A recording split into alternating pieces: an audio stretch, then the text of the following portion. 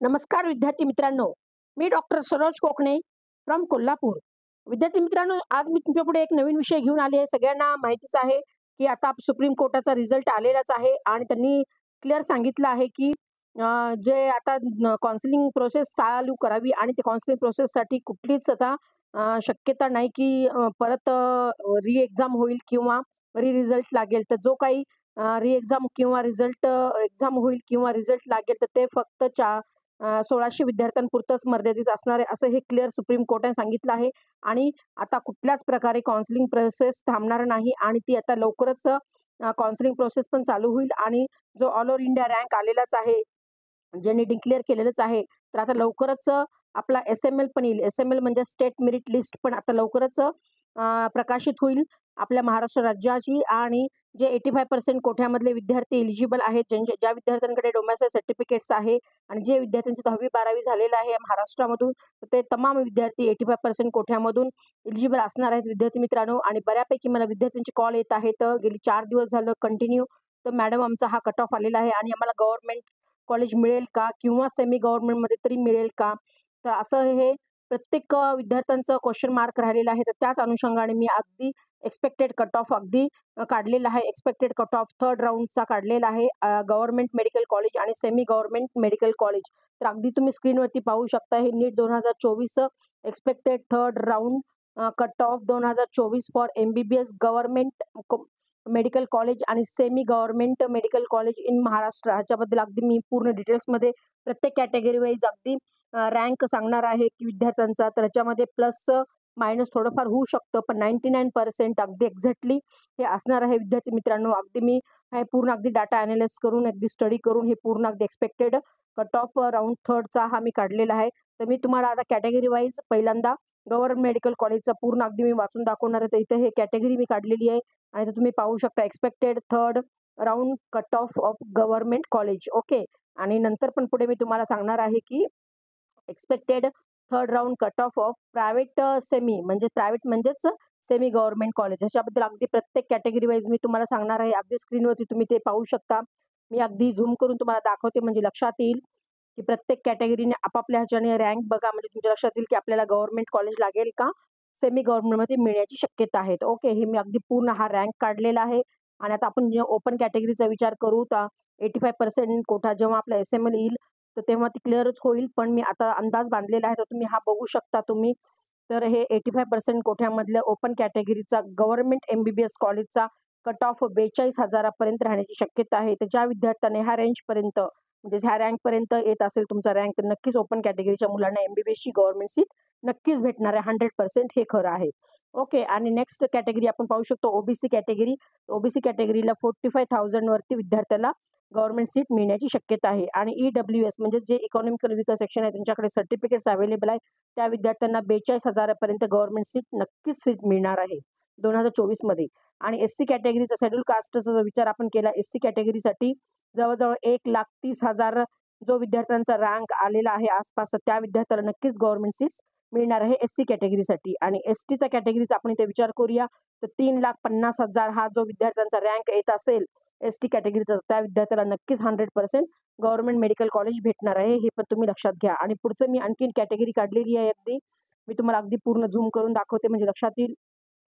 तर व्ही-जे कॅटेगरीचा हा काढलेला आहे. तर जवळ-जवळ व्ही-जे कॅटेगरीच्या विद्यार्थ्यांना ओपन कॅटेगरीमध्ये 62,000 पर्यंत रेंक येत असेल, तर नक्कीच त्या विद्यार्थ्याला गव्हर्नमेंट मेडिकल कॉलेज महाराष्ट्रामध्ये भेटण्याची शक्यता आहे. आणि एन-टी-बी आपण इथे पाहूया, तर 85,000 पर्यंत ज्या विद्यार्थ्याचा रँक आहे त्यांना पण एम-बी-बी-एसच्या सीट्स मिळण्याची शक्यता आहे.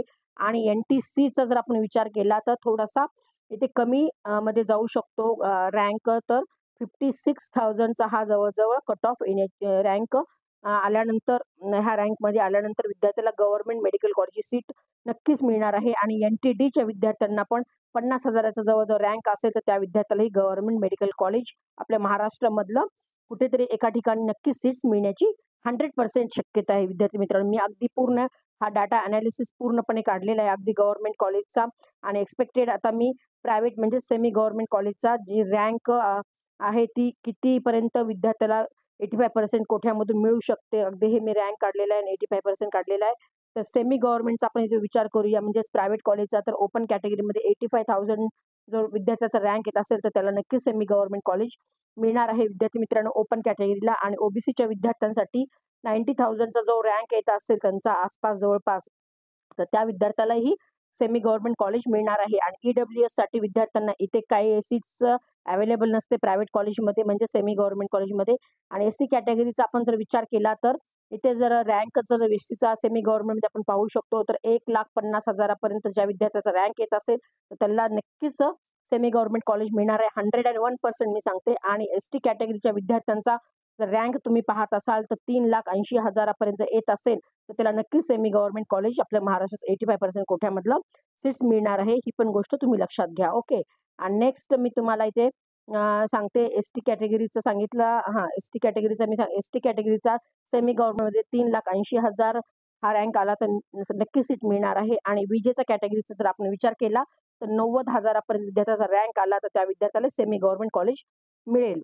आणि NTB कॅटेगरीच्या विद्यार्थ्यांचा विचार केला तर 1,20,000 असा हा रँक जर आला असेल किंवा येत असेल तर ह्या विद्यार्थ्याला नक्कीच सेमी गव्हर्नमेंट म्हणजे प्रायव्हेट MBBS कॉलेज 85% कोट्यामधून मिळणार आहे. आणि NTCचा जर विचार केला तर 90,000 जर रँक येत असेल तर त्या विद्यार्थ्याला पण NTC कॅटेगरीमधून 85% कोट्यामधून सेमी गव्हर्नमेंट कॉलेज मिळणार आहे. आणि NTD कॅटेगरीचा जर विचार केला तर 85,000 हा रँक जर येत असेल तर त्या विद्यार्थ्यालाही सेमी गव्हर्नमेंट मेडिकल कॉलेज 85% कोट्यामधून सीट्स मिळणार आहे. ही गोष्ट नक्की आहे विद्यार्थी मित्रांनो. तर अगदी मी हा पूर्ण अगदी रँक अगदी एक्सपेक्टेड थर्ड राउंडचा मी हा कट ऑफ गव्हर्नमेंट कॉलेज आणि सेमी गव्हर्नमेंट कॉलेजचा प्रत्येक रँक वाईज अगदी डिटेल्समध्ये मी तुम्हाला सांगितलं आहे. आणि ज्या विद्यार्थ्यांना आणखीन अगदी डिटेल्समध्ये माहिती हवी आहे तर त्यांनी नक्कीच हा माझ्या नंबरवरती डॉक्टर सरोज आणि हा माझा मी कॉन्टॅक्ट नंबर दिलेला आहे त्याच्यावर तुम्ही नक्कीच कॉल करून अगदी अधिक माहिती विचारू शकता.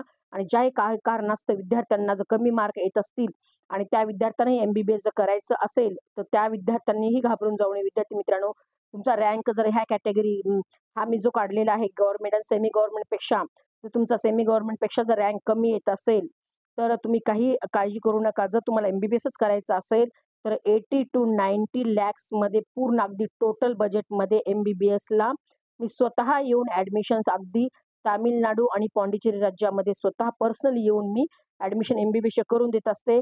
आणि कमी रँकवरती असेल, कमी मार्क असतील तरीही काही हरकत नाही विद्यार्थी मित्रांनो. तुमचं जर बजेट 80 to 90 लॅक्सपर्यंत टोटल बजेट असेल तुम्ही नक्कीच मला कॉन्टॅक्ट करा. मी माझा नंबर हा डिस्क्रिप्शनमध्ये पण दिलेलाच आहे आणि इथेही मी स्क्रीनवरतीही तुम्हाला माझा नंबर दाखवतच आहे.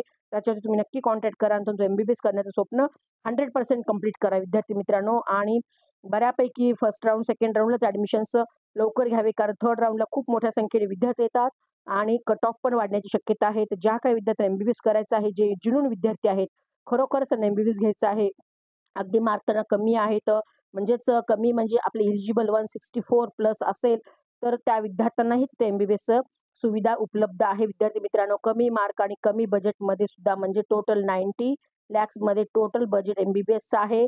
आणि मी स्वतः येऊन तुम्हाला अगदी ॲडमिशन होईपर्यंत कॉलेजचं पूर्ण अलॉटमेंट लेटर मिळेपर्यंत पूर्ण पर्सनली मी स्वतः तुम्हाला तुमच्यासोबत असणार आहे. आणि प्रत्येक पॅरेंट्स बरोबर प्रत्येक मी स्वतः येऊन त्यांना गाईड करून अगदी आमच्या मार्फत काउन्सिलिंग स्टार्ट करून तुम्ही ही पूर्ण प्रोसेस तुम्ही करून घेऊ शकता आणि तुमचं MBBS करण्याचं स्वप्न पूर्ण करू शकतात. एवढंच या निमित्ताने मी घेऊन आलेली आहे. ज्या काही विद्यार्थ्यांना अगदी एवढं बजेट नसेल तर त्यांना BMS पण करायचं असेल तर त्याही विद्यार्थ्यांनी मला कॉन्टॅक्ट करू शकता.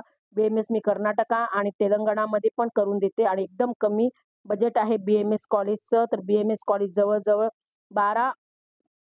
20 lakhs to 18 lakhsच्या बजेटमध्ये पूर्ण 5 इयर्सचं मी जवळ-जवळ ॲडमिशन्स पूर्ण प्रोसेस मी करून देते. 5 वर्षाचं बजेट ते 12 लाख ते 18 लाखापर्यंत आहे. तर ज्या विद्यार्थ्यांना BMS पण करायचं आहे त्याही विद्यार्थ्यांनी कॉन्टॅक्ट करू शकता आणि तुमचं डॉक्टर होण्याचं स्वप्न पूर्ण करू शकता. अगदी BMS डॉक्टर झालेले सुद्धा खूप छान इन्कम पर मंथ ते घेत असतात आणि स्वतः डॉक्टर होण्याचं पण त्यांना एक प्राउड फील होतं आणि स्वप्नही पूर्ण होतं की ज्या विद्यार्थ्यांचं MBBSचं जर 80-90 लाख जर बजेट नसेल तर त्याही विद्यार्थ्यांनी BMS करायला काहीच हरकत नाही. विद्यार्थी मित्रांनो, अगदी जस्ट एलिजिबल असाल तरीही मी कर्नाटकामध्ये आणि तेलंगणामध्ये स्वतःहून ॲडमिशन करून देते आणि कमी बजेटमध्ये अगदी 12 ते 18 लाखापर्यंत ज्या काही विद्यार्थ्यांना अगदी BMS पण करायचं आहे त्याही विद्यार्थ्यांनी मला कॉन्टॅक्ट करू शकता. तर मी माझी WhatsApp लिंक पण डिस्क्रिप्शन बॉक्समध्ये दिलेलीच आहे, त्याला तुम्ही जॉईन होऊ शकता आणि माझ्या डिस्क्रिप्शन बॉक्समध्ये मी दिलेला माझा नंबर जो आहे त्याला तुम्ही कॉन्टॅक्ट करून अगदी तुमचं फ्युचर डॉक्टर होण्याचं स्वप्न पूर्ण करू शकतात. ओके मित्रांनो, त्याच निमित्ताने मी हा आज व्हिडिओ घेऊन आले होते.